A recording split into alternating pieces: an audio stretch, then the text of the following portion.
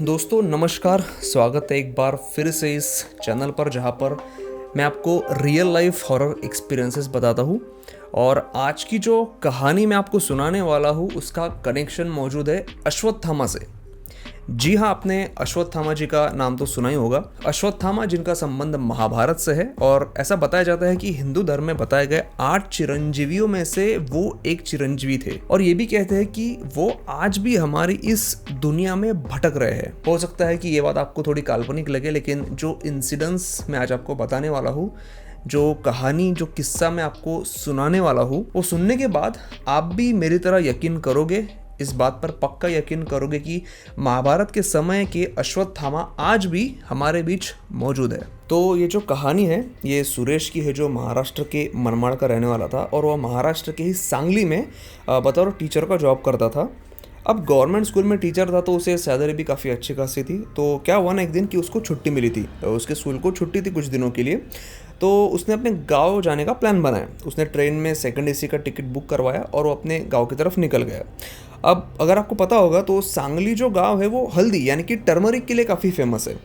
तो सुरेश ने सोचा कि क्यों ना वो इस बार आधा 1 किलो हल्दी अपने घर के लिए लेके जाए ताकि उसकी माँ खुश हो जाए। क्योंकि महिलाओं का क्या होता है ना कि घर में खाने वाली, इस्तेमाल की जाने वाली चीज़ें अगर उनको गिफ्ट के तौर पर मिल जाए तो उन्हें खुशी होती है। तो इसलिए उसने क्या किया कि आधा 1 किलो हल्दी ली अपने साथ में और वो अपना सामान पैक करके निकल गया। उसका सेकंड एसी का कोच था तो वो अपनी सीट पर वो बैठ गया। शाम का वक्त था, शाम को उसकी ट्रेन शुरू होने वाली थी और दूसरे दिन वो सुबह या फिर दोपहर को अपने गांव पहुंचने वाला था। अब जैसी रात होती है वो और उसके कोच में मौजूद जो लोग थे, उसके साथ के जो पैसेंजर थे, वो सो जाते हैं। तब क्या होता है ना, अचानक रात के 2-2:30 बजे कोई आदमी उसे नींद से अचानक उठाता है। अब थोड़ा वक्त तो सुरेश को ये समझने में निकल गया कि उसके साथ में ये हो क्या रहा है, क्योंकि एक तो कोच में अंधेरा था। तो पहले उसे ये लगा कि टीटी आया होगा, तो बैग से अपना टिकट निकालता है। उतने में वो आदमी उसको बोलता है कि मुझे थोड़ी हल्दी मिलेगी क्या। अब सुरेश एकदम से कंफ्यूज हो गया, साथ में हैरान भी था, क्योंकि पहली बात तो ये कि ये आदमी है कौन और ये हमारे कोच में घुसा कैसे, ये सवाल उसके मन में था। और सबसे बड़ा सवाल उसके मन में था कि इस आदमी को पता कैसे चला कि उसके पास हल्दी है। पहले उसे लगा कि वो आदमी मजाक कर रहा है या पागल वगैरह है, तो उसने उसे थोड़ा चिल्लाकर कहा कि मेरे पास कुछ हल्दी वगैरह नहीं है, तुम यहाँ से निकल जाओ वरना मैं टीटी को बुलाऊंगा। तो ये सुनकर वो आदमी कुछ नहीं कहता और वहाँ से वो निकल जाता है। लेकिन अब सुरेश की नींद पूरी टूट चुकी थी, क्योंकि ऐसा अक्सर उसके साथ कभी हुआ नहीं था। और वो जो आदमी था वो दिखने में थोड़ा अलग था, उसकी कदकाठी भी काफ़ी मजबूत थी, क्योंकि सुरेश का कहना था कि वो आदमी झुककर उसके साथ बात कर रहा था। तो उसको उस आदमी की लंबाई का एक अंदाज़ा हो गया था। उसके बाद फिर सुरेश को नींद नहीं आई और वो खिड़की के पास बैठ गया अपनी सीट में और खिड़की के बाहर देखने लगा। अब ट्रेन चलती रही। फिर कुछ देर बाद ट्रेन एक स्टेशन पर रुकी। अब वो स्टेशन जो था वो काफ़ी बड़ा नहीं था, मुश्किल से वहाँ पर कुछ 7-8 लोग होंगे। ट्रेन वहाँ पर 2 मिनट रुकने वाली थी। सुरेश अपनी खिड़की से बाहर देख रहा था कि अचानक वही आदमी जो थोड़ी देर पहले उसके कोच में घुसा था और जिसने उसे हल्दी मांगी थी, वो आदमी उसे खिड़की के बाहर दिखा। एक थोड़े दूर खड़ा था, वो अंधेरे में था और वो एकटक सुरेश की तरफ देख रहा था। अब भी वो आदमी खड़ा था तो सुरेश को उसके हाइट का भी अंदाजा आ चुका था। वो आदमी काफ़ी हट्टा कट्टा था और उसने ना अपने पूरे बदन पर, अपने पूरे शरीर पर शाल जैसी एक चीज़ लपेटी हुई थी और उसके सिर पर एक पट्टी भी बंधी हुई थी। अब सुरेश उस आदमी को फिर से एक बार देखकर हैरान था। तो सुरेश ने क्या किया, अब वैसे भी ट्रेन प्लेटफॉर्म पर खड़ी थी तो वो अपनी सीट से उठा और दरवाजे पर गया उस शख्स को देखने। और जैसे ही सुरेश बाहर गया वो इंसान वहाँ पर नहीं था। फिर सुरेश वहाँ पर थोड़ी देर रुका और फिर जैसे ही ट्रेन की वार्निंग हुई निकलने की, तो वहाँ से वो निकला और अपने बर्थ की तरफ जाने लगा। जैसे ही वो अपने बर्थ के पास पहुँचता है, वो देखता है कि वो आदमी उसके बर्थ के पास खड़ा है। जैसे सुरेश उसके पास गया और इसके पहले कि ये उससे कुछ कहे, उस आदमी ने सुरेश को फिर से एक बार पूछ लिया कि मुझे हल्दी चाहिए और प्लीज़ मेरी मदद करो। और वो सुरेश से ना रिक्वेस्ट करने लगा। अभी देखकर सुरेश को गुस्सा भी आया और उसे जाहिर सी बात है कि डर भी लगा।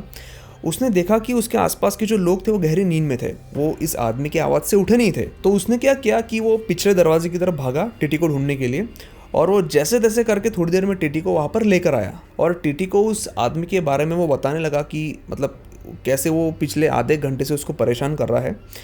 लेकिन फिर जैसे ही वो टीटी को लेकर उसके सीट के पास पहुंचा तो वो आदमी वहाँ से फिर से गायब हो चुका था। अब सुरेश की हालत फिर से खराब हो चुकी थी। ऊपर से टीटी उसकी बात मानने के लिए तैयार नहीं था, क्योंकि रात के इस समय ऑलमोस्ट सभी दरवाजे बंद रहते हैं और जैसा डिस्क्रिप्शन सुरेश ने उस टीटी को बताया था वैसा कोई भी आदमी ट्रेन में नहीं चढ़ा था, ऐसा टीटी का कहना था।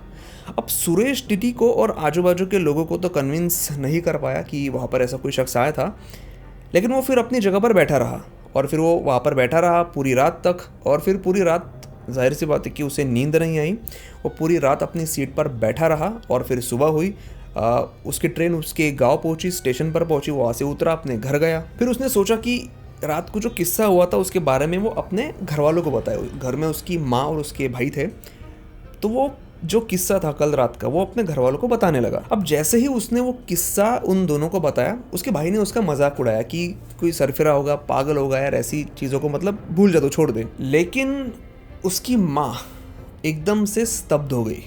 थोड़ी देर के लिए उसकी माँ की मुंह से एक भी शब्द बाहर नहीं निकला। अब सूरज अपनी माँ की इस कंडीशन को देखकर, मतलब उसके माँ का ही जो रिस्पॉन्स था उसको देखकर शॉक हुआ कि मतलब ऐसा मम्मी को ऐसा क्या लगा, मम्मी को ऐसा क्या पता है कि जो मुझे पता नहीं है, जिसके बारे में मैं नहीं जानता। तो उसकी माँ ने ना सुरेश को सिर्फ इतना कहा कि बेटा तू बहुत खुशनसीब है, जिस आदमी का दर्शन तुझे हुआ, जो आदमी तुझे कल रात को दिखा, उसके दर्शन हर एक को नहीं मिलते, किसी को भी नहीं मिलते। और वो जो आदमी है वो किसी के सामने ऐसे ही कभी नहीं आता, तो तू खुशनसीब है। उसकी माँ ने सिर्फ उसे इतना कहा।